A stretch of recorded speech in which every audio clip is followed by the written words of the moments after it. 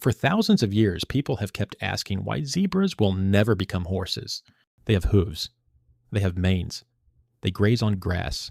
They stand in herds on open plains. To any human eye scanning the African savanna, a zebra is clearly a horse wearing a costume. And yet, out of all the large mammals living alongside humans in Africa, zebras are among the very few that were never domesticated. Not for riding, not for plowing, not for pulling carts at scale, not for building empires.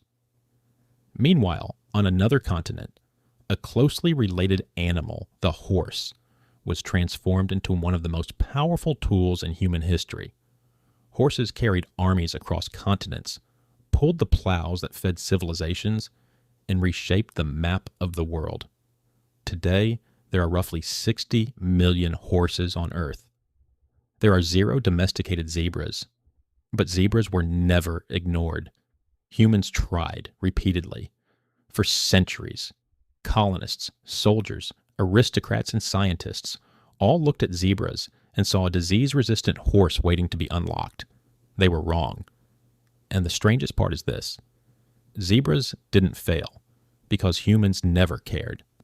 They failed because zebras were never built for the kind of partnership horses offered, no matter how badly humans wanted one. To understand why, you have to imagine a continent where humans and wild animals grew up together. Sub-Saharan Africa is home to more large mammal species than almost anywhere else on Earth.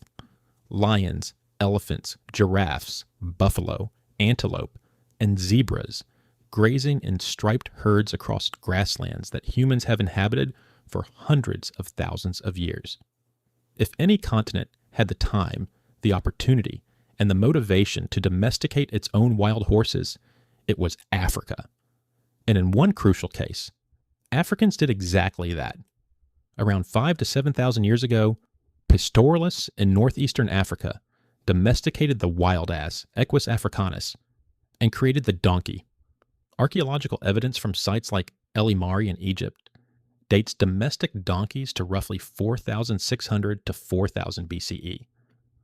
Genetic studies confirm a single African origin for domestic donkeys, likely driven by increasing aridity in the Sahara. So, this is not a story about Africans lacking skill or imagination. This is a story about one specific animal, the zebra, that refused to cross the line from wild to domestic, even while its cousin, the donkey, crossed it successfully. There are 3 living species of zebra today: the plains zebra, the mountain zebra, and Gravy's zebra. All belong to the genus Equus, the same genus as horses and donkeys. They share a common ancestor. They can even interbreed with horses and donkeys, producing hybrids such as zorses and zonkies. On paper, zebras look like domestication waiting to happen. In reality, they became one of history's most stubborn failures. To appreciate what zebras withheld, you first have to understand what horses delivered.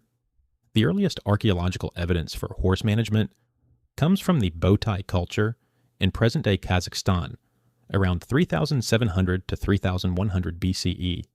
Corrals, mare's milk and pottery, and enormous quantities of horse bones at settled villages. But the horses that built the modern world came later.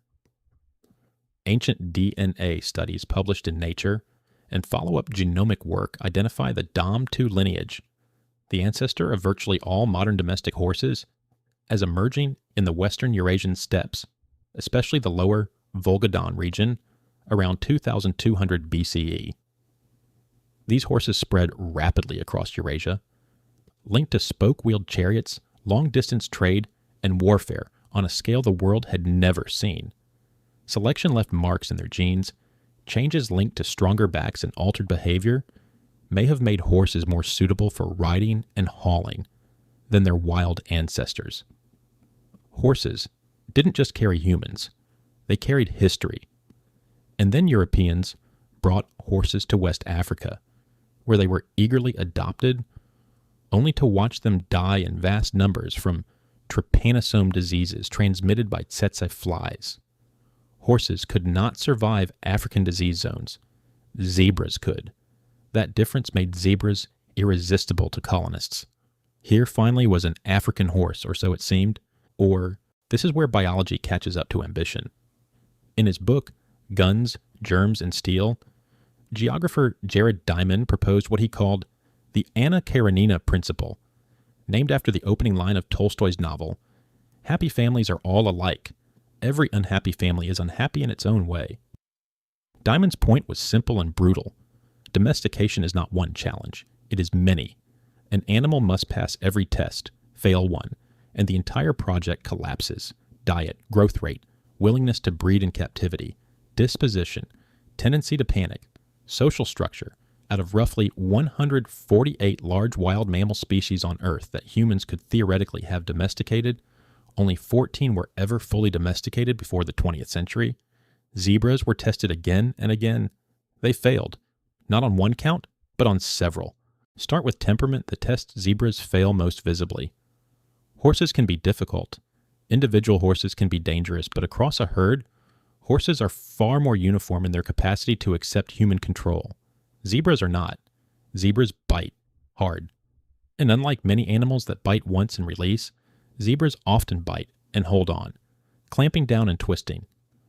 Zoo professionals consistently describe zebras as among the most dangerous equids to handle in captivity. Not because every zebra is lethal, but because their aggression is less predictable and less negotiable than that of domestic horses. They kick with enough force to kill lions. Stallions fight violently over females. Even tame zebras retain reflexes shaped by predators. And here's another detail that frustrated would-be domesticators. Zebras are extraordinarily difficult to lasso. Even skilled riders who can rope horses routinely fail with zebras because zebras watch the loop coming and duck their heads out of the way. That is not random panic. That is predator evasion hardware, still running. Diamond noted that closely related equids can behave very differently. The onager, an Asian wildass from the cradle of civilization, was hunted, captured, and hybridized with donkeys for centuries. Roman writers and modern zookeepers alike described onagers as irascible and prone to biting. They were never domesticated either. Genetics can be close. Temperament can still be worlds apart. Domestication also requires animals that do not destroy themselves the moment you fence them in. Many nervous prey species, gazelles are the classic example, panic in captivity, crashing into fences until they die. Zebras share some of that skittishness. They startle easily, they bolt. A frightened zebra in a pen is not a cooperative partner, it is a liability. But perhaps the deeper problem is social. Many successfully domesticated herd animals, horses, cattle, sheep, goats, live in groups with clear dominance hierarchies. A lead mare or dominant female sets the order. Other members follow. Humans can insert themselves into that hierarchy and become, in effect, the leader the herd already expects. Wild horses organize into harem bands. A stallion, several mares, and foals, with a ranked order among females that reduces constant fighting. Grevy's zebras, the largest zebra species, work differently. They are not organized into stable harem herds year-round. Stallions defend large territories. Mares move through them. Social bonds are looser. There is no neat chain of command for humans to step into. Plains and mountain zebras do form harem structures more like horses. That is one reason they were targeted more often in colonial experiments. But even when the social template looks right, disposition and panic still block the path. Domestication is not taming one animal. It is reshaping an entire species across generations. Controlling who breeds, controlling food, selecting for calm, selecting for compliance. That requires a social blueprint humans can exploit.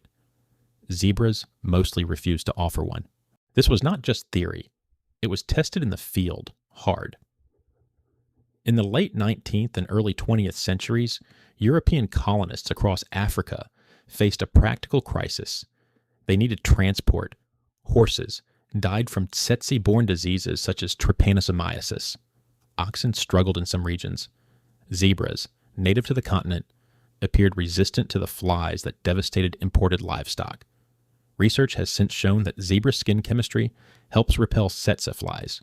One reason zebras suffer less from fly pressure than cattle or horses in the same landscapes. The logic seemed airtight.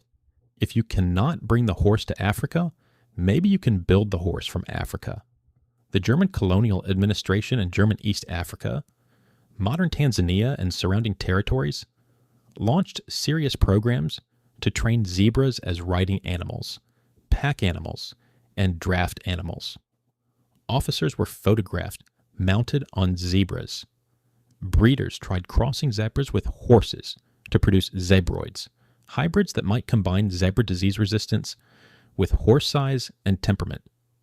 One of the most documented figures was Fritz Bronsart von Schellendorff, a zebra breeder who around 1900 promised to tame zebras and cross them with horses to create a new draft animal. Historical research shows he secured sponsorship from powerful patrons, including Emperor Wilhelm II of Germany, and kept the project alive for more than a decade. In South Africa, zebras were hitched to carts as draft animals. And in England, Lionel Walter Rothschild, the eccentric second Baron Rothschild and founder of a major natural history museum, trained zebras to pull a carriage.